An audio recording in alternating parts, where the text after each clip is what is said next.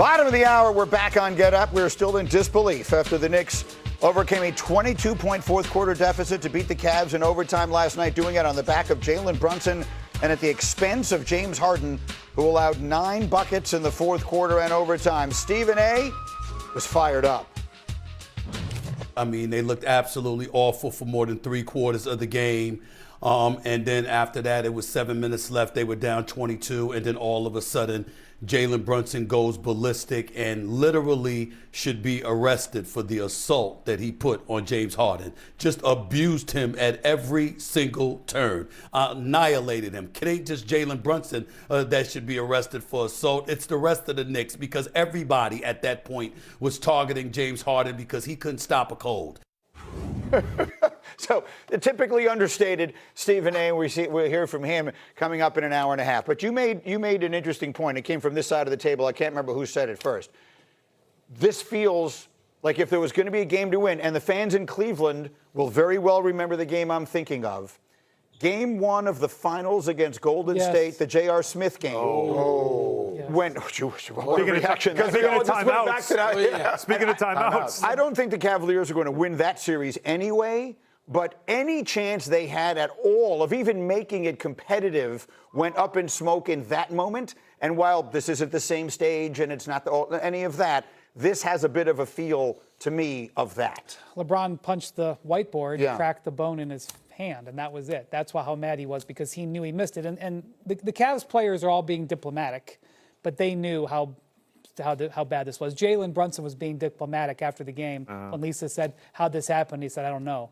He does know. He knows exactly what happened in this. And Mike Brown said it. Yeah. Mike Brown said we were targeting James Harden. You don't hear that very often, by the way. Mike Brown, the coach of the Knicks, basically said afterwards, "Oh yeah, we were targeting James Harden." Where did Mike Brown used to coach? Yeah, he used to coach Golden State. You hear privately. Oh, so there's a back. You're talking about like the history with Harden. He used to coach in Cleveland. Oh, and Cleveland too. That's right. That's right. I was thinking of him on the Golden State bench. Yes. You hear privately. I mean, we all have been behind the curtain. And that's where you get to talk. All these things at the lectern, at the dais, most of it's a waste of time. You want real explanations, you go often to assistant coaches, but the coaches who are strategists, and they will tell you privately, because they don't want to be seen saying it publicly. But you know what happened. And so there are people, this is what is part of what, sadly, James Harden's been a great player. He's been an MVP in this league. Mm-hmm. But this has been going on every May for more than 10 years. This defensively. And I remember asking players, why are you doing this? What's happening? And you get the explanation. This doesn't happen in a vacuum. It's not like the Knicks designed this yesterday morning. They knew if they could get to this, and if Cleveland acquiesced and allowed it to happen, that's how they're going to get back. And the fact that both things happened is sort of amazing. What I'm about to say, I'm not saying with my chest, but I'm going to say it. The Cavs were down 2-0 in the last series to the Pistons. Yeah. They come back and win 4 out of 5. In the first round against Toronto, they had a very difficult loss. You may remember R.J. Barrett hits the shot that bounces on the rim 3 times. Mm-hmm. They had to drag themselves back to Cleveland after that. They have, because I said they're 8-7. That means they've had a lot of losses in the last 5 weeks. They have picked themselves up from it before. But this Knicks team is really good. And, the thing is, for the last, 10 days, they came down. Now they've got momentum again. That's the thing. It's the rest versus rust thing. There's no more rust. And the rest, I think, starts to be a bigger advantage now. Back-to-back Game 7s. That is mentally, psychologically, physically exhausting. That was the game to get, as a player, I don't know how. You try to tell yourself, oh, that one's over. It's in the chamber. It's done. It ain't. It always sits there. It's going to sit there. That one felt like a big one. It felt like more than one win and more than one defeat last night. Meanwhile, in the West, we got Game 2 of the Western Conference. Cavs right now in complete control, and they have stunned this Garden crowd. The Knicks, they are within range. It only takes a couple of shots to put that pressure back on the Cavaliers. Brunson, three-pointer, puts it in! Captain Clutch has come alive! What a turnaround here in the fourth quarter. Shaman a three-pointer. It's good! And the fans dancing with joy. They have watched one of the greatest comebacks in NBA playoff history. They dominated us in the fourth quarter. I give Brunson a lot of credit. He was fantastic, but that was a damn gag job right there. We lost. We blew it. All right. It's fine for game 2. Simple as that. Windy opened the show exactly the right way. When I said, did the Knicks win or did the Cavs lose? He said yes.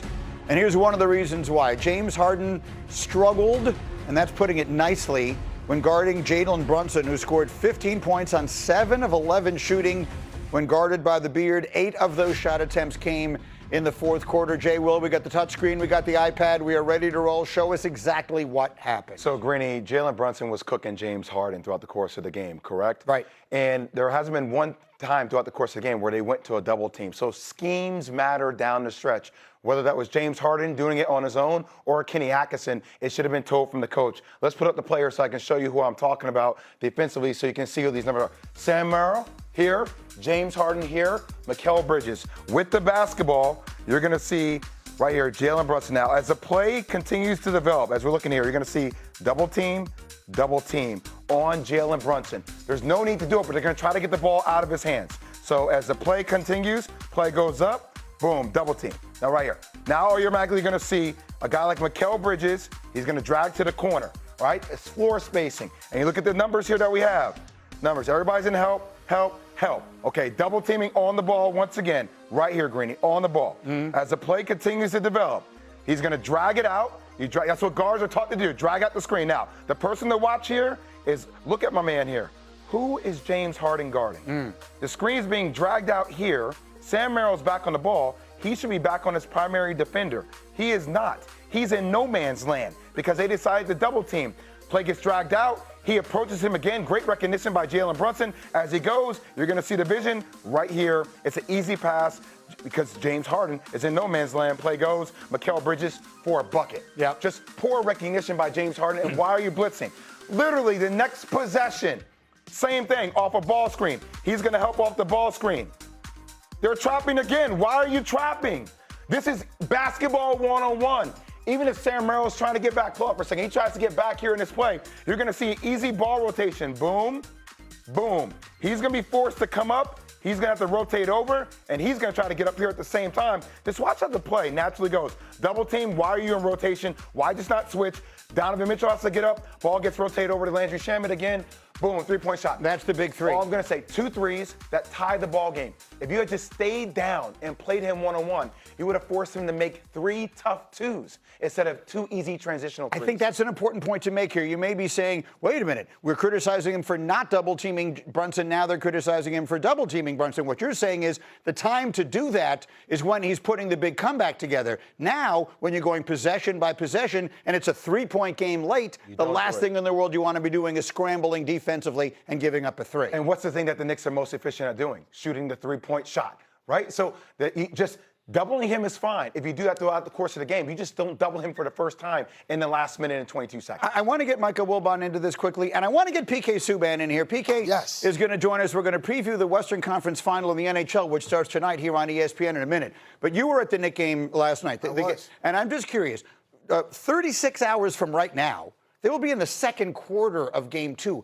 They have to move forward quickly. As an athlete, how do the Cavaliers go to sleep last night, do whatever it is they do today, and be ready to go out there and play for their season tomorrow night? How does an athlete go past a loss like that? Well, first they're going to have to rest. Obviously, coming off of a Game 7, that's an emotional letdown to be up 20 in any game with 7 minutes left and drop that one. But how do you prepare to stop a guy like Brunson? They got to get him on a leash and fast. What he did on the latter part, we know in those games, the game's going to bottleneck, right? So Jay went through some of the defensive schematics, but this is a premier player. You have to find a way to get the ball out of his hands. And to me, the Knicks were prepared in the latter part of that game. They made all the right decisions with the ball. They took care of the ball. They managed it, and they got the ball into the hands that they needed to. It wasn't just Brunson who did it.